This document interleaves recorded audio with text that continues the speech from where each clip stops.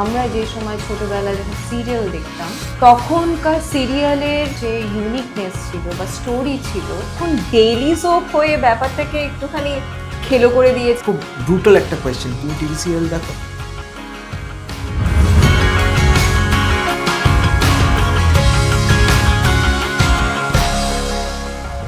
আমাকে একটা কথা বলো, 14 বছর আগে পডকাস্ট ছিল? ছিল না। তো যুগ পাল্টাচ্ছে, ইন্টারনেট, মানুষের অ্যাটেনশন স্প্যান কমে গেছে। প্রত্যেকটা জিনিস তার বিবর্তনের মতো, মানে বিবর্তনবাদ যদি আমি দেখি, প্রত্যেকটা জিনিস কনস্ট্যান্টলি ইভলভ করছে। 14 বছর আগে যে ধরনের সিনেমা হতো বা দর্শকের টেস্ট যেরকম ছিল সেরকম আর নেই। কমপ্লেন ভালো ছিল খারাপ ছিল এটা আমরা বলতেই পারি, that's a very subjective matter. But আমার যুগ যেরকমভাবে পাল্টাচ্ছে সেরকমভাবে ইন্ডাস্ট্রি পাল্টাচ্ছে। ভালো ভালো খারাপ অডিয়েন্সের টেস্ট চেঞ্জ হচ্ছে। আজকের দিনে একটা বাংলা সিরিয়ালের হিরোর 3টে করে বিয়ে, 2টো পরকীয়া নিয়ে আমি কমপ্লেন করতেই পারি, কিন্তু রেটিং ওটাই দিচ্ছে।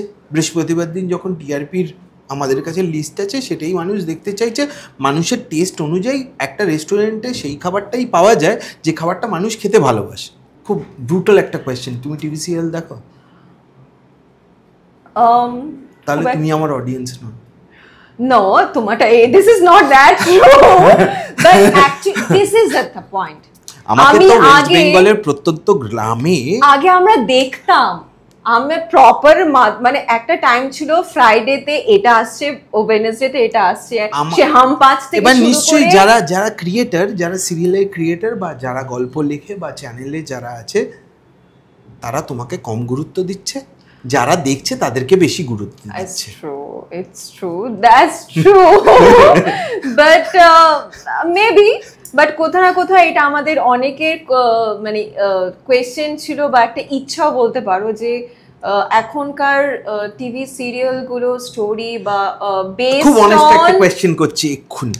হ্যাঁ, এক্ষুনি তোমার দেখা যে ধরন না, তোমার পছন্দের মতো গল্প যে ঘরানার কথা বলছো তুমি, সেই ঘরানার সিরিয়াল যদি হয় তুমি কি সন্ধ্যে 7টার সময় টিভি চালিয়ে দেখবে?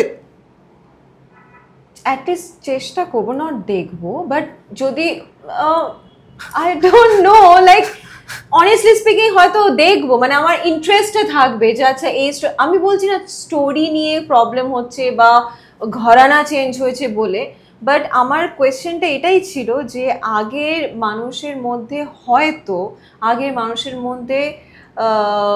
উইকলি বেসের জন্য হোক বা স্টোরি বেসের জন্য মনে হয় এখন এতটা বেশি স্টোরিগুলো মফস্বল ওরিয়েন্টেড হোক বা এই ওরিয়েন্টেড, এই জিনিসগুলো শোনা যায় বেশি।